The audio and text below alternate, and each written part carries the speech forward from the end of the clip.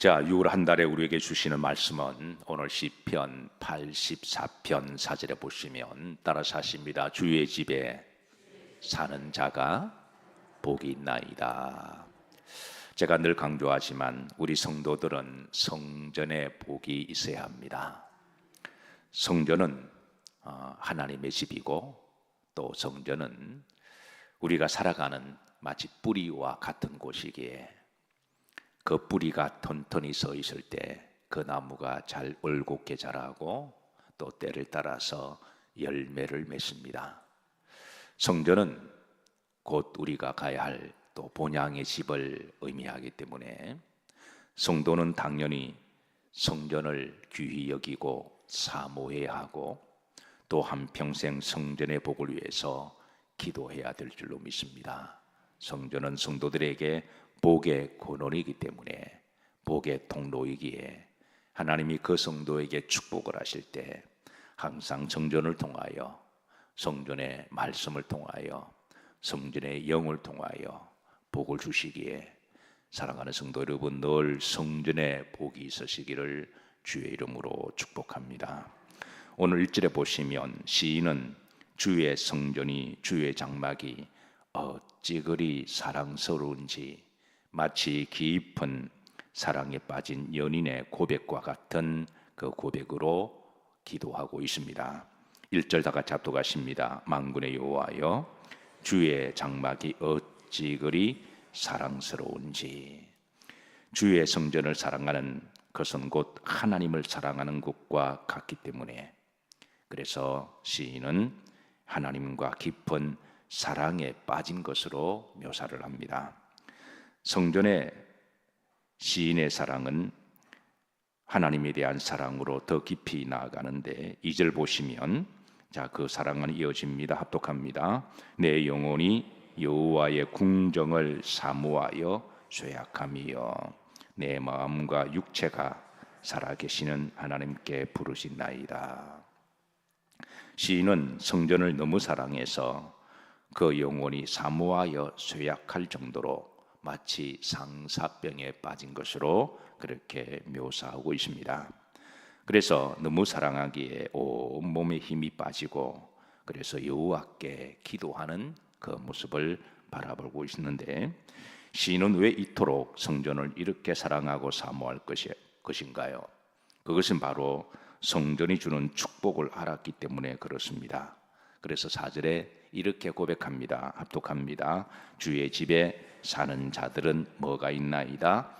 복이 있나이다. 주의 성전에 거하는 자들이 복이 있나이다. 이렇게 고백하면서 오늘 시편 말씀에 보면 성전에 사는 자의 복의 9가지를 그렇게 전해주고 있습니다. 자, 첫 번째, 하나님의 집이기 때문에 그렇습니다. 성전은 기본적으로 하나님의 집임을, 그래서 예수님께서 내 아버지의 집이다 그렇게 말씀하셨습니다. 분명한 것은 아버지의 집은 곧 자녀들의 집이기도 합니다. 자, 두 번째, 4절의 후렴지를 보시면 그들이 항상 주를 찬송할 수 있기 때문에 그런 성전의 복을 구하고 있습니다. 4절 후렴지입니다. 합독합니다. 그들이 항상 주를 찬송하리이다. 여기에 찬송한다고 하는 것은 단순히 노래를 하거나 특성을 말하는 게 아닙니다. 예배의 또 다른 그런 신앙의 표현을 찬송이라고 이야기를 하죠. 사랑하는 성도 여러분, 우리가 항상 언제든지 교회에 와서 하나님께 예배하고 기도하고 찬송할 수 있는 것이 복입니다. 항상 언제든지 하나님의 집은 문은 활짝 열려 있고, 그리고 하나님의 집에 오는 이들마다 항상 예배 드릴 수 있다고 하는 것이 축복입니다. 저는 여러분들의 믿음의 여정 가운데 성전이 항상 열려 있으시기를, 그 성전이 닫혀 있으면 성전에 왔음에도 불구하고 들어가지 못하는 일이 들어있거든요. 지난 2, 3년 동안에 우리가 코로나를 통하여 많은 것을 도전을 받기도 하고 또 새삼 은혜를 받기도 했는데요.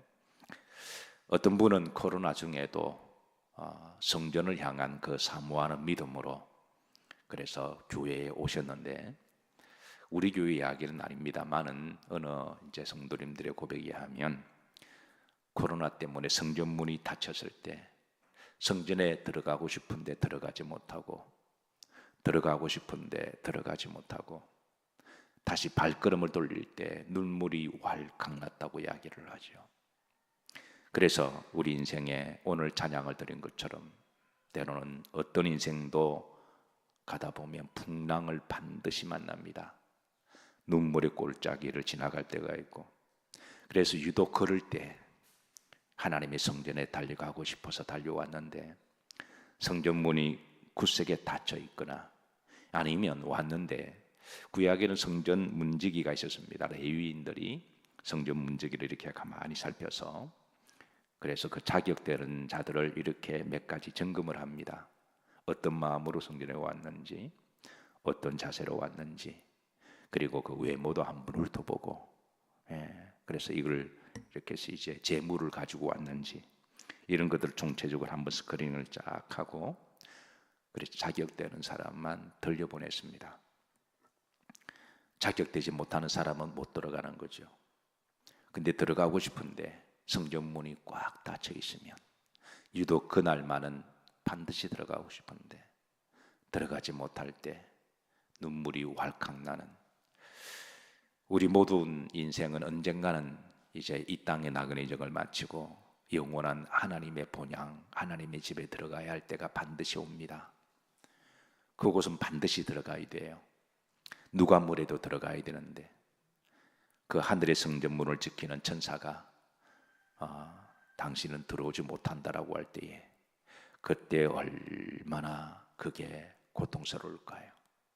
하나님의 집에 못 들어간다고 하는 것은 역으로 지옥에 간다고 하는 것인데, 그래서 우리가 여러분 성전에 항상 들어올 수 있는 게 복인 줄로 믿으시기를 주의 이름으로 축복합니다.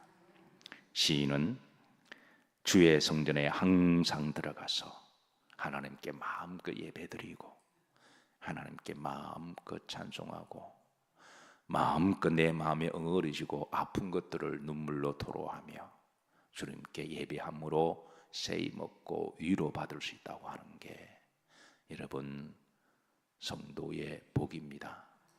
여러분의 여정 가운데 항상 성전의 문이 활짝 열려 있기를, 여러분들이 언제 한밤중에 주무시다가도 교회 오시더라도 항상 성전 문이 열려 있기를 축복합니다. 그래서 저는 우리 이제 교회를 섬기는 분들에게 조금 힘들고 어렵지만 성도들이 시도 때도 없이 교회에 오실 수가 있었으니까, 어떤 분은 밤에 주무시다가도 내 영혼이 너무 하나님을 사모하고 영혼이 쇠약하고 힘들어서 이날만은 내가 교회 가서 기도해야 살겠다, 그런 분들이 한 사람이라도 있을 수가 있으니 그런 분들이 오시면 교회의 문은 항상 열려 있도록 배려를 해드리라고 제가 그렇게 부탁하고 있습니다. 항상 성전 문이 여러분의 마음속에 열려 있기를 주의 이름으로 축복합니다. 자, 세 번째, 주께 힘을 얻기 때문입니다. 5절입니다. 합독합니다. 주께 무엇을 얻고 힘을 얻고, 분명한 것은 우리가 하나님의 품에 나와서 하나님께 신령과 진정으로 우리가 예배를 잘 드리고 내 마음에 아픈 것과 어려운 것들을 다 기도하면, 여호와를 앙망하면 하나님은 반드시 힘을 주시고 위로하시고 그 마음을 만져주세요. 그래서 이사야 40장 31절에 보면 오직 여호와를 앙망하는 자는 무엇을 얻으리니? 새 힘을 얻으리니 그랬습니다. 우리에게는 새 힘이 필요합니다. 오늘을 살아가야 하는 새 힘. 어제 힘은 어제 힘으로 다 소진했습니다. 어제 먹은 밥은 어제 에너지를 다 소비했습니다. 어제 먹은 음식을 가지고 오늘 우리가 또 공짜로 우리가 새 힘 얻을 수가 없는 거죠. 날마다 먹어야 될 육의 양식은 그날 필요한 것이고, 어떤 분은 가끔 그렇게 이야기하세요. 내가 옛날에 기도 많이 했다, 내가 옛날에는 신앙생활 열심히 했다. 그때는 그때 힘으로 산 거예요. 오늘은 오늘 힘이 필요하고 또 오늘은 살아갈 때 오늘의 새 힘이 필요한 겁니다. 그래서 우리는 날마다 새 힘이 필요합니다. 분명한 것은 우리가 하나님께 나와서 여호와를 앙망하면 그날 하루 살아갈 하나님의 그날의 만나는 그날 하루에 먹을 양식이지, 그거를 또 잔뜩 쌓아두었다가 내일 먹을 수 없는 양식, 이 만나의 신비가 그게 그날 하루 먹을 양식입니다. 이스라엘 백성들은 이 영적 원리를 알지 못하고 이제 이걸 많이 쌓아두면 이제 내일도 먹을 수 있는 줄 알고, 어떤 분은 과거에 내가 열심히 했기 때문에 당분간 내가 조금 신앙생활을 쉬어도 되겠다 생각하시면 그 사람 나중에 영적 우울증에 빠집니다. 신앙은 그날 하루하루 새 힘이 필요하고 그 새 힘으로 하루하루 살아가는 것이죠.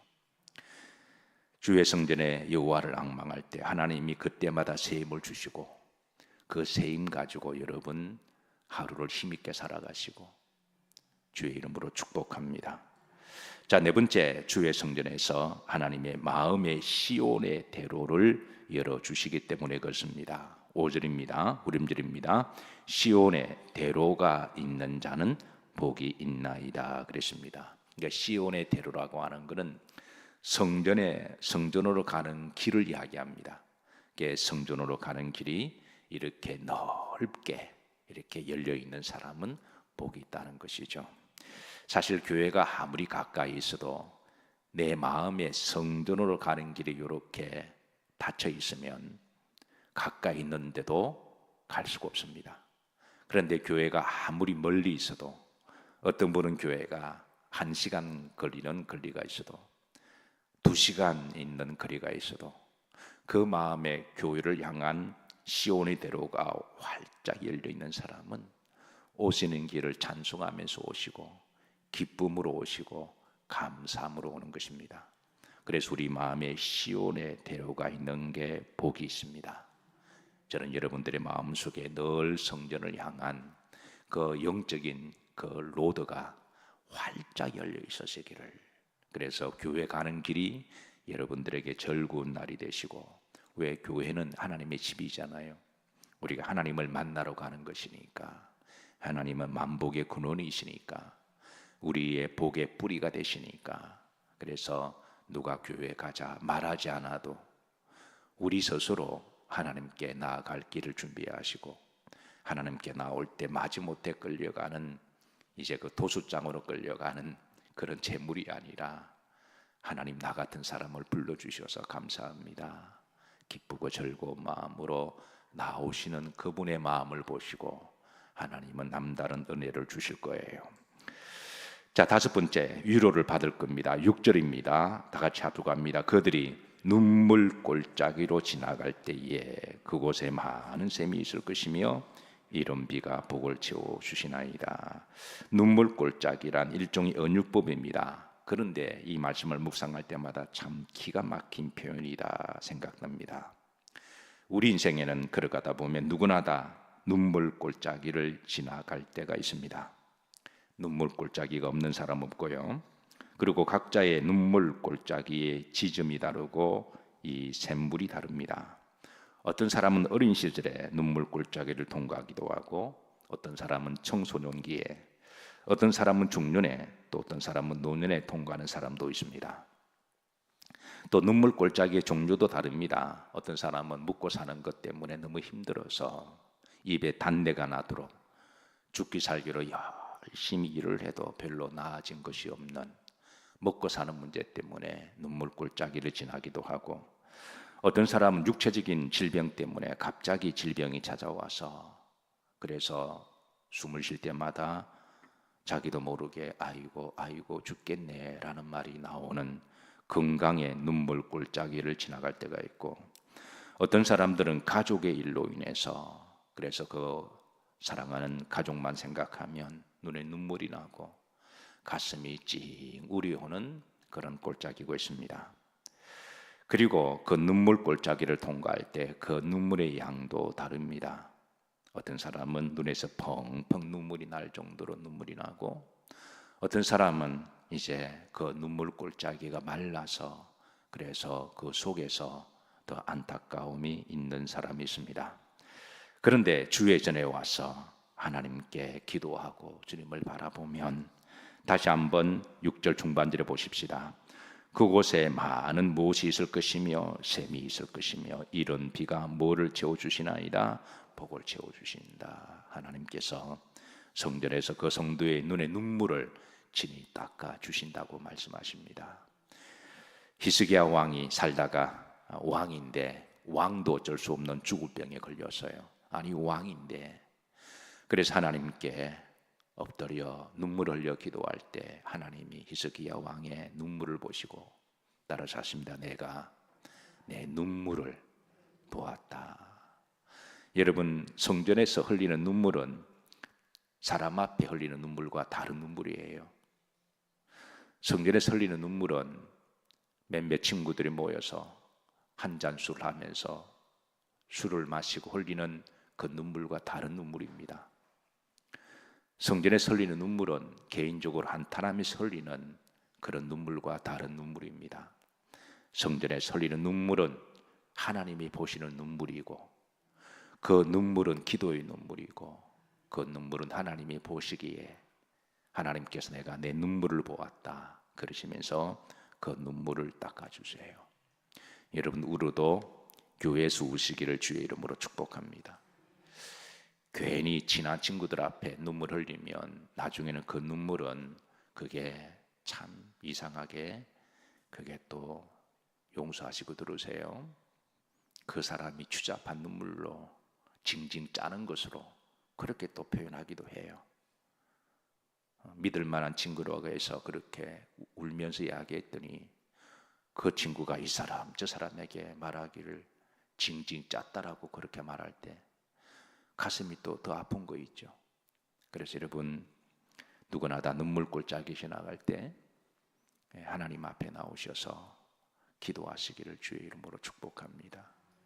어떤 경우는 사랑하는 사람 앞에 눈물 흘렸는데 그 사랑하는 사람이 너무너무 더 마음을 아파해서 위로받고자 눈물 흘렸는데 내 사랑하는 사람을 더 마음을 아프게 한 눈물이 될 수가 있어서 그래서 가급적이면 어떻게 보면 좀 매정할 수는 있지만 사람 앞에서는 눈물을 흘리지 마시고 하나님 앞에 오셔서 눈물 흘려 기도하시면 하나님은 그 눈물을 다 받아주시고 닦아주시고 참 놀랍고 신기한 거는요, 하나님 앞에 눈물 흘리면 사람들 앞에 눈물 흘릴 일 없게 하십니다.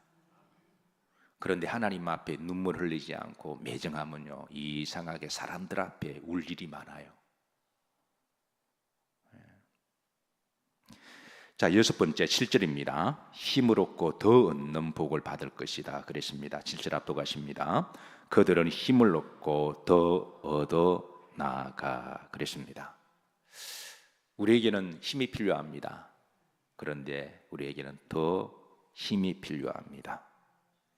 우리에게는 날마다 더 살아갈 힘이 필요합니다. 날마다 하루하루 여러분이 힘있게 살아가시기를 주의 이름으로 축복합니다.